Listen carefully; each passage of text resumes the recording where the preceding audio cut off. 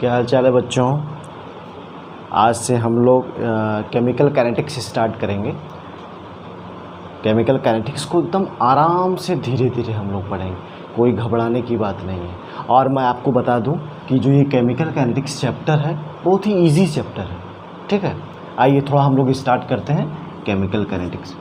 अच्छा बच्चों, आप लोग क्लास 11th में एक चैप्टर पढ़े थे chemical equilibrium.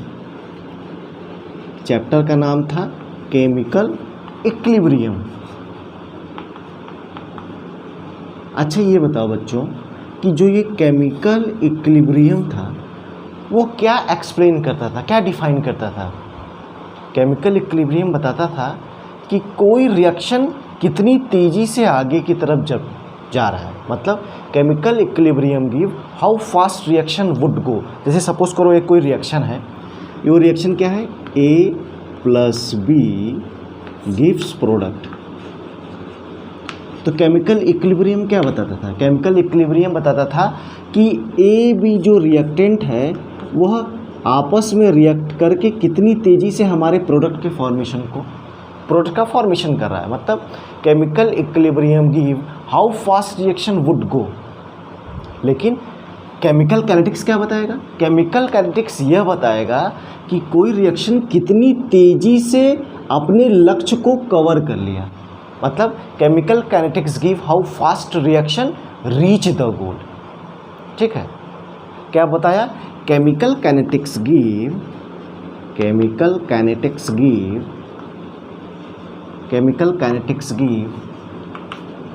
How fast reaction reach the goal. मतलब कोई रिएक्शन कितनी तेज़ी से अपने लक्ष्य को, अपने गोल को अचीव कर ले रहा है, यह केमिकल काइनेटिक्स एक्सप्लेन करेगा। और केमिकल काइनेटिक्स के बारे में आपको मैं अंदर की बात बताऊं कि chemical kinetics is limited only slow reaction, cannot be study for fast reaction. मतलब किसी भी रिएक्शन की काइनेटिक स्टडी करनी है, जैसे सपोज करो एक रिएक्शन है N2 + 3H2 gives 2 moles of ammonia.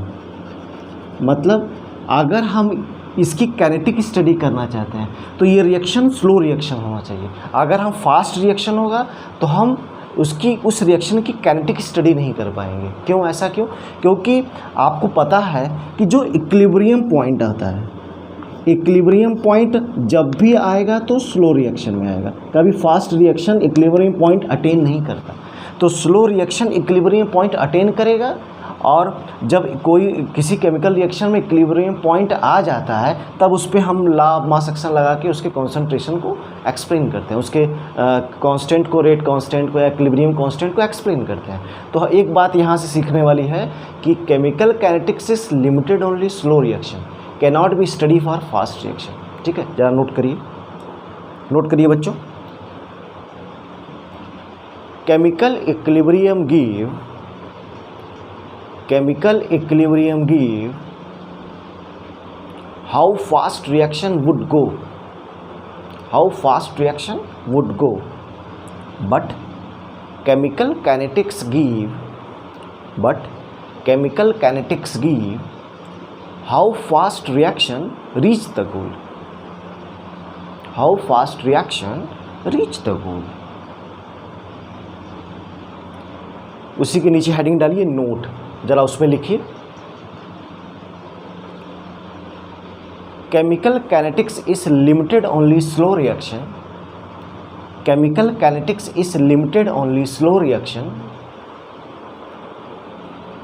Cannot be study for fast reaction. Chemical kinetics is limited only slow reaction, cannot be study for fast reaction. मतलब हम केमिकल काइनेटिक्स की study हमेशा स्लो रिएक्शन में कर पाएंगे, fast reaction में chemical kinetics की study नहीं कर पाएंगे। इसको इरेज कर दे बच्चों। आओ,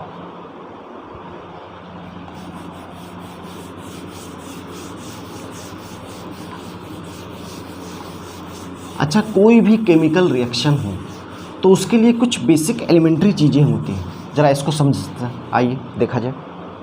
जैसे एक होता है सबस्ट्रेट, कोई भी केमिकल रिएक्शन, एक होता है सबस्ट्रेट, चाहे वो ऑर्गेनिक रिएक्शंस हो चाहे वो इनऑर्गेनिक रिएक्शंस हो। बेसिक चीज़ें हैं। Substrate plus reagent, substrate plus reagent gives product. और हर एक केमिकल रिएक्शन एक पर्टिकुलर टेम्परेचर पे, एक पर्टिकुलर प्रेशर पे और इन प्रेजेंस या एब्सेंस ऑफ कैटलिस्ट पे कंडक्ट होता है। मतलब ये किसी भी कोई भी केमिकल रिएक्शन हो, चाहे ऑर्गेनिक केमिकल रिएक्शंस हो चाहे इनऑर्गेनिक केमिकल रिएक्शंस हो, substrate plus reagent, temperature, pressure, catalyst, तब प्रोडक्ट का फॉर्मेशन होता है। ठीक है बच्चों। अब इस सबस्ट्रेट और रिएजेंट को कलेक्टिवली बोल देते हैं रिएक्टेंट। बोलो, इस सबस्ट्रेट और रिएजेंट को कलेक्टिवली बोल देते हैं रिएक्टेंट। जरा इसको नोट करिए।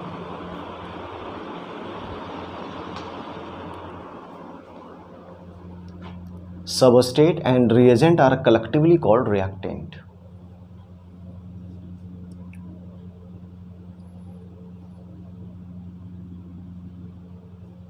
अच्छा बच्चों ये बताओ, चलो आगे बढ़ते हैं। अगर कोई रिएक्शन प्रोसीड कर रहा है इन फॉरवर्ड डायरेक्शन, तो इसका मतलब ये होगा कि उसके जो रिएक्टेंट साइड है, जो कि लेफ्ट हैंड साइड प्रेजेंस है, उसके कॉन्सेंट्रेशन में कुछ चेंजेस होंगे, रिएक्टेंट के कॉन्सेंट्रेशन में चेंजेस होंगे और प्रोडक्ट के भी कॉन्सेंट्रेशन में चेंजेस होंगे। अगर रिएक्शन प्रोसीड कर रहा है फॉरवर्ड डायरेक्शन में, मतलब reaction is in forward in direction, तो जरूर रिएक्टेंट की कॉन्सेंट्रेशन कम हो रही होगी और प्रोडक्ट की कॉन्सेंट्रेशन बढ़ रही होगी। तो बोलेंगे चेंज इन कॉन्सेंट्रेशन हो रहा है, क्योंकि इसकी कॉन्सेंट्रेशन कम हो रही है और इसकी कॉन्सेंट्रेशन ज़्यादा हो रही है। तो हम बोलेंगे इन दोनों के कॉन्सेंट्रेशन में चेंजेस हो रहा है। उसी को, इस कॉन्सेंट्रेशन के चेंजेस को टाइम के रेफरेंस में, टाइम के टर्म्स में एक हम कंसेप्ट बोल देते हैं जिसको बोलते हैं रेट ऑफ रिएक्शन। ध्यान दीजिएगा, रेट ऑफ रिएक्शन। ठीक है बच्चों। अब ये रेट क्या होता है किसी केमिकल रिएक्शन का?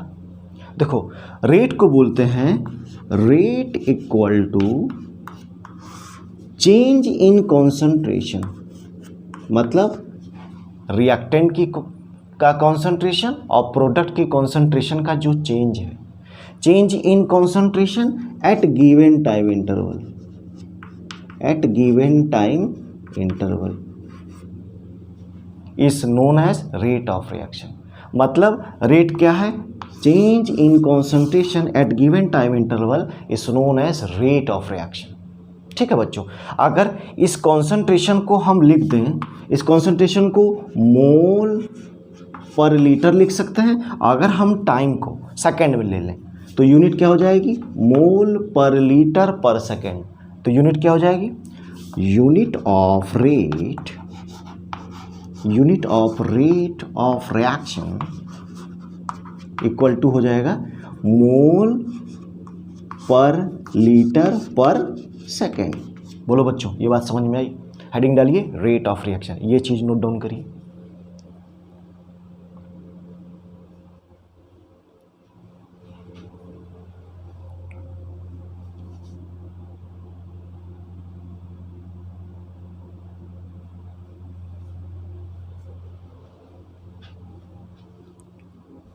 अब जरा डेफिनेशन लिखिए रेट की।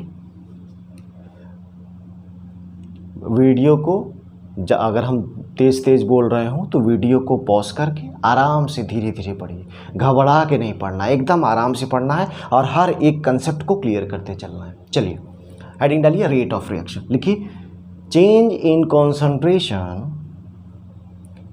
Change in concentration at given time interval, change in concentration at given time interval is known as rate of reaction.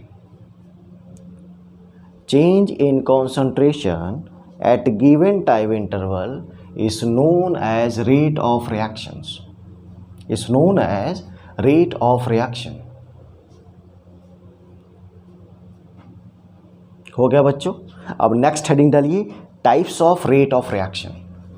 Type of rate of reaction.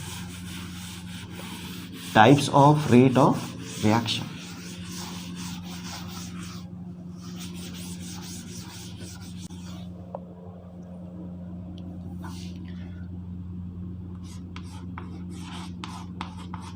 Types of rate of reaction, types of rate of reaction लिखेंगे। There are two types of rate of reaction, there are two types of rate of reaction. First is average rate of reaction, average rate of reaction. बोलो बच्चों, कहीं समझ तो नहीं रहे हो। Second बच्चों, instantaneous rate of reaction, instantaneous rate of reaction. First is average rate of reaction, second is instantaneous rate of reaction.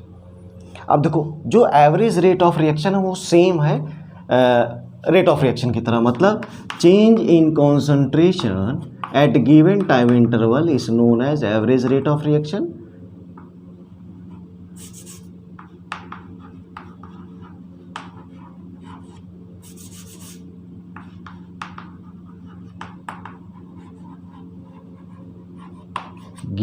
Change in concentration at given time interval is known as rate of average rate of reaction या rate of reaction.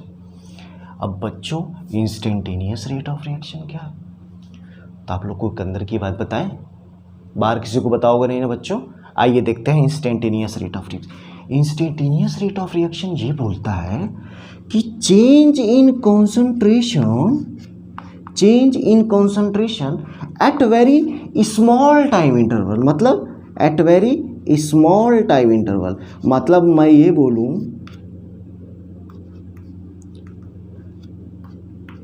अगर मैं ये बोलूं कि कोई reaction बहुत छोटे समय के लिए हो रहा है, मतलब इंस्टेंट टाइम के लिए हो रहा है, मतलब 1 सेकेंड, 2 सेकेंड, 5 सेकेंड, 8 सेकेंड, छोटे टाइम इंटरवल के लिए होगा, तो उसको बोलेंगे instantaneous rate of reaction. Average rate of reaction is what? Change in concentration at given time interval is known as average rate of reaction. अगर इंस्टेंटेनियस रेट ऑफ रिएक्शन की बात करेंगे तो बोलेंगे change in concentration at very small time interval is known as instantaneous rate of reaction. बोलो बच्चों, इतनी बात समझ में आई। रेट को मैंने इस लेक्चर में एक्सप्लेन किया कि रेट क्या होते हैं और कितने तरह के होते हैं, एवरेज रेट ऑफ रिएक्शन और इंस्टेंटेनियस रेट ऑफ रिएक्शन। बोलो बच्चों, अगर इतनी बात समझ में आई हो तो बताइए,